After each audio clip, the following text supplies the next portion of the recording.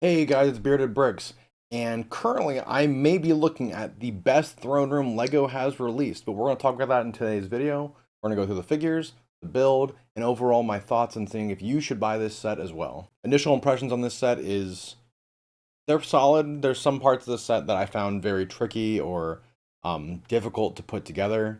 But let's go ahead and let me pull the figures off. We'll look at them, and then I'll give you guys more of the details later on. All right, guys. So the first figure we have here is the Emperor himself. He has his cloak. He has his double-sided face that you guys are familiar with. He has his leg printing. He has no arm printing. He has his cape, which I wish they'd bring waist capes back. They have his back here. Nothing much else really to it. It's the same Emperor that we had from the last set a couple of years ago. Um, Pretty cut and dry. Has the Luke Skywalker piece from the Mandalorian duel set that we had a while ago, or the from the Luke Skywalker and the four Death Troopers. We're gonna get into Darth Vader now. All right, guys. So here we have Darth Vader. Obviously, normal Darth Vader helmet. He has his two-piece helmet here at the top and bottom piece. He does not have a two-sided face. Unfortunately, he has just the front. He has his red lightsaber. He does have dual molded arms, which is really nice. He has that arm printing we like. He has the leg and chest printing, and then he obviously has back printing. So pretty neat. Definitely a good figure to have. I believe this may actually be the same Vader from the Bespin duel, but I could be wrong. And then the last figure that is arguably the most exciting one is Luke. And the reason why Luke is so, in this case, good is Luke actually has his proper hair mold. And this is the first time that I've seen Luke with his current or his new hairpiece. Unfortunately, he does not have arm printing. He has just his front and back Jedi robe that he's had for the last better part of a decade. But the hair mold from Star Wars Skywalker Saga video game is pretty cool. I'm glad we got at least that part. And he is rocking his regular lightsaber.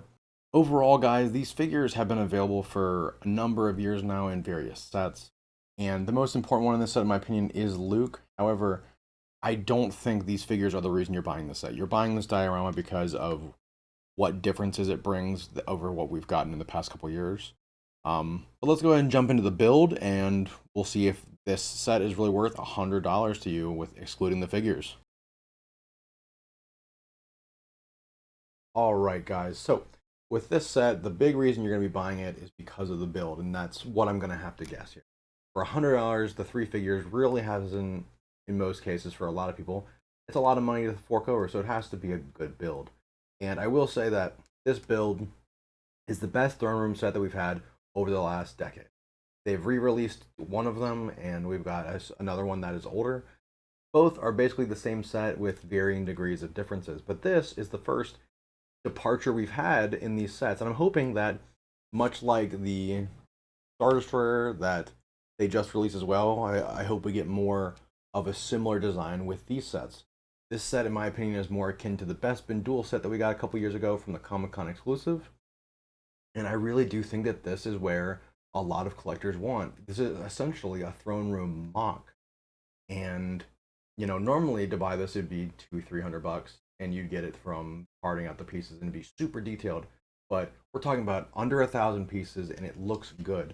And it looks, some of the parts look like it's lifted straight from the Skywalker Saga video game. You have these little computers here on both sides. The platform is built really well. There's multiple studs on it for the figures to stand on and duel on. And it's very intricate, and the building techniques are actually surprisingly good. The only thing that I can say is that I had trouble with when I was building this was getting the ring piece on top here to fit, because it kind of just slopes in and you click it on it has like one point of attachment on top. And then another point that I had some difficulties with was on the back, the window piece, which is a really, really intricate, cool design. I definitely think this is better than getting like a fully printed piece like in the middle here like we've had over a couple years. It really expands on that large menacing window in Return of the Jedi. It definitely gives you that same look when you're looking at the set. from the front. And here's just a better look as well. You can see the holes through. You can put a space battle behind it, and it'll look really cool. And it has the Emperor's chair. It's a really nice set. Um, but if you're someone that has difficulty with very intricate builds, or you're not like a really strong Lego builder, I definitely recommend having some patience when you build this set. You will be tested. um, Overall, I do think this build saves the set and absolutely makes it 100% worth it for the set. Um, I think it'd be even a little cooler if in a year or two they release like an elevator that got attached to it, because I really feel like Lego could do what they did with the Harry Potter sets and make like a whole bunch of these dioramas that go together. And I think that'd be really neat. Um, but let me know what you guys think. Do you guys think this is a set that you're going to pick up down in the comments? Or did you already pick it up and get your VIP points on May 1st when it released for $100? Overall, I've been Bearded Bricks. Let me know what you guys think, and I will see you guys in the next one.